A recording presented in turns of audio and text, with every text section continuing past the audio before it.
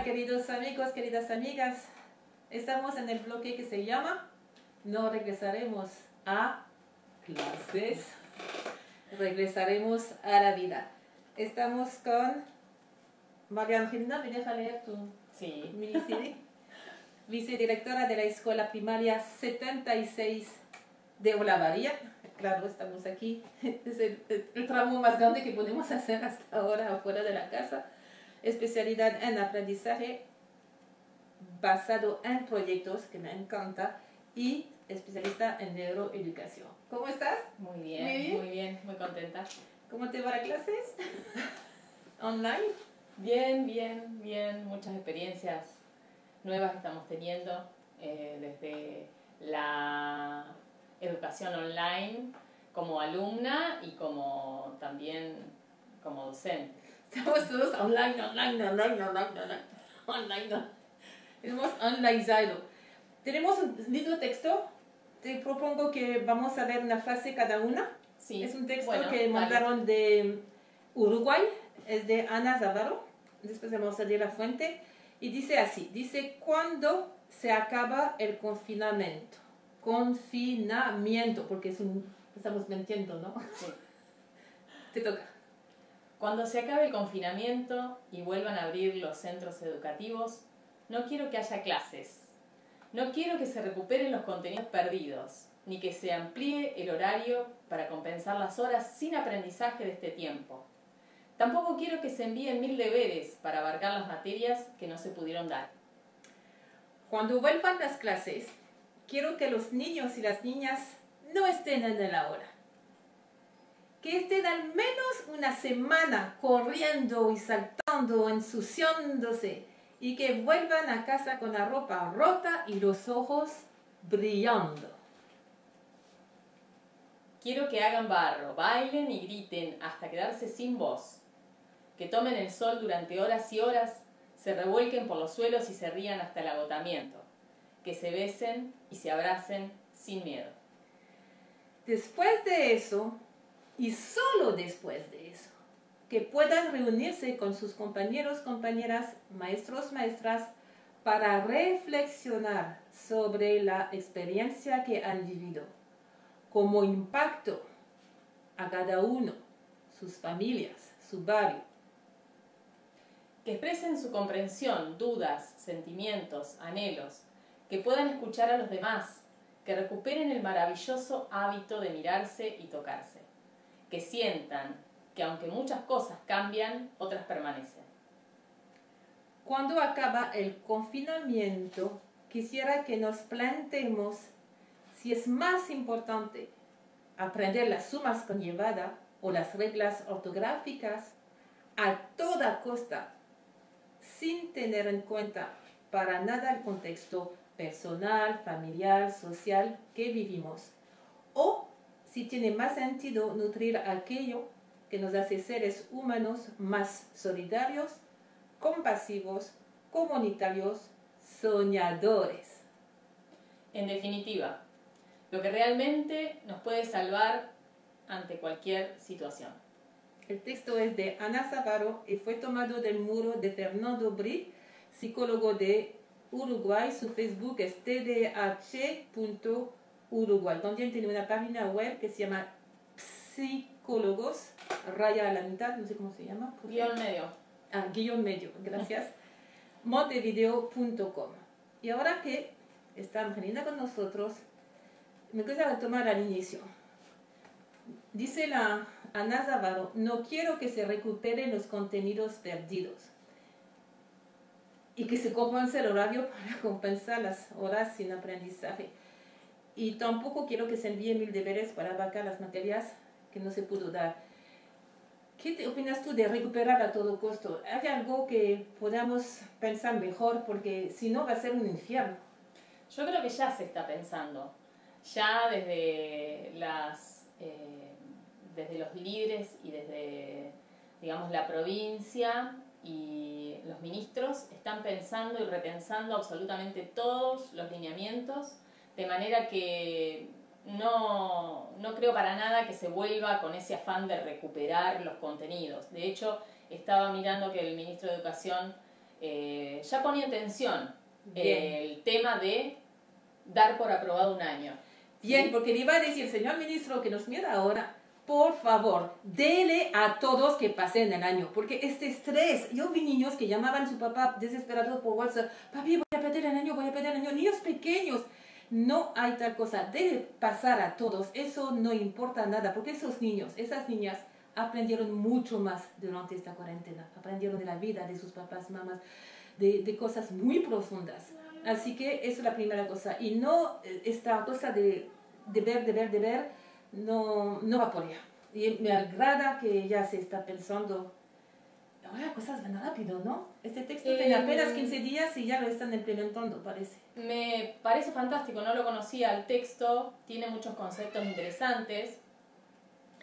Que tiene que ver con el movimiento, con esto que pensamos todo el tiempo sobre poner, esos son otros niños, poner el cuerpo en movimiento para que nuestro cerebro esté más, Bien. más apto para recibir conocimiento que sea interesante y que sea permanente, que pase a una memoria que sirva para toda la vida. Y de otro concepto interesante que estaba mirando en el texto es esto del abrazo, del mirarse, del tocarse, que está hoy a veces en los ámbitos educativos mal visto O peor ahora, peor. Ni siquiera tengo que saludarte con el codo. ¿Cómo se saluda aquí? Así hay que saludarse ahora. Entonces, igual le doy un abrazo. Creo que Frente a la cámara encima nos va a denunciar. Se nos está planteando todos los conceptos, como decíamos bien, el otro día. Bien. Entonces, este miedo que teníamos también antes como docentes de tocar a los niños, de abrazarlos, de cuidado, no le digas esto, no lo abraces muy fuerte porque por ahí van a pensar. Sí. Entonces todas esas cuestiones hoy nos estamos replanteando desde qué lugar la estamos diciendo y también cómo nos sentimos con respecto a esto, que es lo que nos estamos preguntando todo el tiempo, que es definir en qué emoción estamos. Y eso me parece súper positivo. Hablaba sobre la inteligencia emocional, que es... la inteligencia emocional tiene que ver con reconocer lo que estamos sintiendo, la emoción que estamos sintiendo en este momento, ¿no? Y decir, bueno, me siento de tal manera. Ese es el inicio de una inteligencia emocional. Y comentábamos que hoy lo primero que se solicita o se pide, la práctica de estar preguntando en todo momento a los niños, ¿no? Que están a nuestro cargo, ¿cómo te sentís? ¿Cómo estás? Antes de, ¿hiciste lo que te mandé? Bien. ¿Sí? Entonces repensar lo vincular, que siempre debió ser así, aún en el ámbito de la vivencia escolar. Muchos docentes lo hacen y lo van a seguir haciendo, pero otros está bueno ponerlo hoy como una práctica, ¿no? Que se nos quede como un hábito. Es más, hoy pensaba, ¿por qué no hacer por televisión o por WhatsApp, por YouTube o televisión, porque no todos tienen a veces internet, 2 horas de cognitivo divertido, con cosas y películas y todo, y el docente, maestro, maestra, hace la parte vincular, después hace los juegos, hace las actividades, hace la salida de campo, y así no tendría que estar tanto con lo cognitivo y más con la parte efectiva, que es primordial, y más que todo después de este momento. La otra cosa que me encantó, Angelina, es que pase al menos una semana corriendo, saltando, ensuciándose, bla, bla, bla. Que haga paro, bailen, griten. Yo diría más de una semana, diría 3 meses, y que sigue de toda manera, por lo menos 2 horas por día. Había una escuela en Ecuador que conozco en Santo Domingo, era todos los que no podían con las escuelas, acababan con la escuela de mi amiga. O sea, drop out, o sea, los que no podían acabar los ciclos, los que estaban con problemas psicológicos, droga, bla, bla, bla. Ella pasaba, escúcheme bien, ella pasaba 3 meses solo a autoestima y emocional y obviamente deporte. 3 meses. Hasta que ya salía a flote la autoestima, que yo puedo, yo valgo algo, porque estaba como pensaba que no podía nada.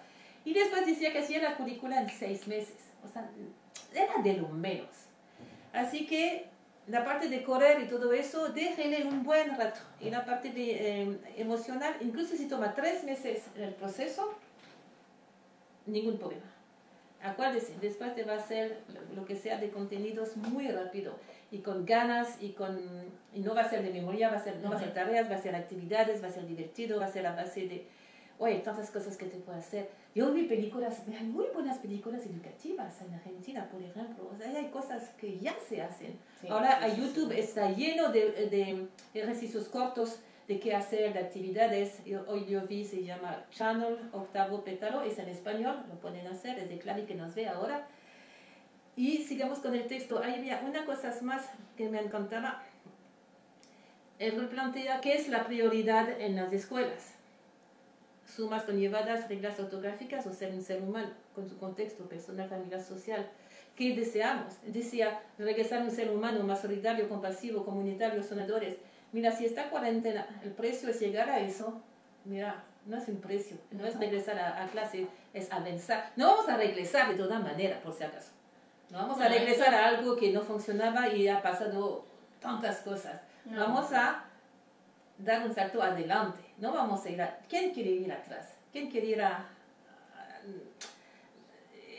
ya no habrá de ir atrás. Habrá que construir adelante, al futuro. Cuando la gente dice, cuando regresamos a la normal, dice, hay dos cosas. Uno, no era normal lo que hacíamos, correr, ensuciar un planeta y pegar a los niños. Eso no era normal, de toda manera. Y no hay regreso. En la evolución no se va por atrás. Yo soy antropóloga, bueno, por lo menos eso aprendí de antropóloga. No se puede ir atrás, se va adelante. Esa es la ley de la evolución. Si no te extingues, extinguir. Sí, y no nos vamos a extinguir porque somos muchos y tenemos muchas ganas de vivir, regresar a la vida, regresar al amor, al abrazo, al compañerismo, a la solidaridad. Eso es la vida normal, ¿se entiende? Es un gran paradigma que está entrando con una fuerza ahora imparable. Y hay una señora que decía inevitable, dice inevitability. Es inevitable que vamos a dar un salto en ese sentido. ¿Qué te parece? Me parece, ¿no?, increíble, y también me parece que todos estamos tomando conciencia del para qué. Aquí vamos. Y hoy he escuchado una conferencia de unos psicólogos que han sacado un libro y hablaban de la mercantilización del conocimiento, es decir, esto es un debate bastante viejo, pero no lo había nunca visto así hablado entre los docentes. Entonces, pensar para qué estamos aprendiendo lo que estamos aprendiendo, esto que vos citabas en la lectura, y tiene que ver entonces también para qué estamos preparando a nuestros niños, para qué estamos preparando a nuestros jóvenes. Y esto también vinculado a lo que dice el texto, o si tiene más sentido nutrir aquello que nos hace seres humanos, más solidarios, compasivos, comunitarios y soñadores. Los niños y los jóvenes son solidarios, compasivos, comunitarios, soñadores. Eso lo vemos cuando planteamos todo esto que yo te contaba del aprendizaje basado en proyectos. Cuando nosotros ponemos al niño en el centro y le preguntamos qué es lo que le interesa, qué es lo que quiere aprender, qué le gustaría cambiar en su ambiente, en su familia, en su comunidad, salen cosas maravillosas y hasta sorprendentes. En nuestro caso, bueno, trabajé con un grupo en aprendizaje basado en proyectos y el tema estaba bastante repartido porque había muchos grupos había 3 grupos definidos que querían cosas distintas, querían aprender cosas distintas. Entonces yo dije, bueno, por ejemplo, el deporte. El año pasado fue, la otra era la situación de Venezuela. Ajá. Que estaba impactando bastante en nosotros como ciudad porque recibíamos muchos inmigrantes venezolanos. Yeah. Y otro grupo quería saber cómo se hacían las películas. Mira, ¿y de qué edad me hablas? 9 años, 10. 9 años, no son jóvenes de 14, 9 años. De todo eso salió una investigación que fue para mí un aprendizaje terrible porque me di cuenta que... terrible de grande, ¿no? Lo digo en positivo. Porque me di cuenta que nosotros muchas veces subestimamos a los niños y a las niñas y en realidad ellos tienen un gran deseo de aprender y de saber y de conocer y en el proceso fuimos abarcando casi todo lo que habíamos planificado para hacer, si lo hubiéramos dado descontextualizado. Dentro de un contexto que para ellos era interesante, aprendieron a manejar aplicaciones, hicieron un pequeño documental sobre el tema, hicieron entrevistas, conocieron de primera mano a unas inmigrantes venezolanas, le preguntaron, conocimos otra cultura a través de la voz de ellas. Desde otras áreas pudieron conocer el país desde inglés, ¿no es cierto?, música, educación física, prácticas de lenguaje. Desde las distintas áreas pudieron ir aprendiendo distintas cosas, pero siempre en algo que ellos mismos habían propuesto. Y eso se llama educación por proyectos. Exacto. Por proyectos, de lo cual eres experta en. No sé si experta. Me interesa. De Kilpatrick. Sí, el proyecto o las primeras ideas que tienen que ver con el aprendizaje basado en proyectos es dentro de todo bastante nuevo, de un señor llamado Kilpatrick, que lo empezó a implementar en escuelas donde asistían niños con muchos problemas de aprendizaje y de conducta. Tal así que fue un ejemplo y se replicó hoy. Nos espera, de hecho, en una última reunión tuvimos la directiva o el consejo de intentar también, aún en lo virtual, trabajar por proyecto, que es un desafío más grande. En virtual hacer los proyectos, es buena idea. Al paso, Kilpatrick es para primaria y secundaria. Los que buscan métodos, es muy, muy bueno. Para cerrar, tengo dos cositas. ¿Qué enseñamos? Los contenidos que se va a rehacer y reactualizar. El cómo enseñamos, por ejemplo, proyectos, y hay bastante herramientas muy lindas. Y el para qué son las tres preguntas fundamentales, los tres ejes que va a ser virales, la bisagra para entrar en esta nueva era educativa y también social y también de la humanidad.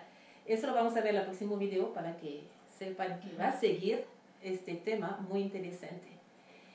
Y regresando a cuando pensamos a regresar, que pensemos uno en la transición, que no sea a todo costo recuperar materias.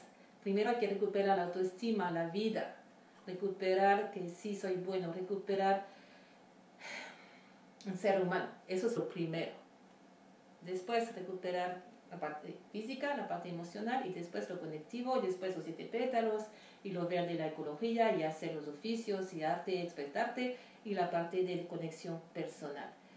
¿Cómo te gustaría mandar un mensaje a las familias que nos ven y un profe que están como, ¿y ahora qué? ¿Cómo vamos a hacer todo eso? Es lindo en palabras, pero a veces, sí. Pero toda mi profesión está cambiando totalmente. Y sí, como dicen aquí, pero lo vamos a disfrutar mucho. ¿Qué mensaje les quieres mandar? Creo que les diría, si tuviera la oportunidad, que bueno, todo el tiempo lo estamos conversando, que empecemos a reflexionar y a revisar nuestro propio sentir sobre esta realidad que estamos viviendo. Si es necesario, que la podamos anotar en algún diario, en algún cuaderno. ¿Qué es lo que estamos viviendo? ¿Qué es lo que sentimos? ¿Por qué elegimos, si le hablo a los educadores, por qué elegimos esta profesión? ¿Qué nos hace sentir? ¿Qué sentimos cuando miramos a nuestros niños? Yo lo que veo en los Zoom con las docentes es que extrañan a los niños. Yo también los extraño un montón. No. Y realmente, si nosotros extrañamos a los niños, elegimos la profesión adecuada para nosotros. Sí. Entonces, a partir de ahí, creo que no hay nada que nos impida buscar, revisar, estudiar, practicar, tener un impulso y un pulso de cambio que primero es en nosotros. Yo estoy viviendo una situación muy personal que me doy cuenta de que no sé nada de la educación. Te digo que creía que sabía y me encuentro con que no sé nada en mi propio hogar, ¿no? Entonces me replanteo todo y digo, bueno, empiezo de cero, me empiezo a vincular otra vez con mis niños de otra manera. Y creo que es eso, es el deseo constante de revisar nuestra propia práctica. Entonces nos reconectamos como familia aquí, nos reconectamos con nuestra vocación como profesionales y como no, porque es una vocación maravillosa la de profe, docente, maestro, maestra, no sé cómo decir, y nos reconectamos con nosotros mismos. Nos vemos al próximo video y muchísimas gracias. Y pones comentarios, likes, a todo lo que hay que poner y suscribirse. Nos vemos pronto. Chao. A disfrutarlo. Chao, chao, chao.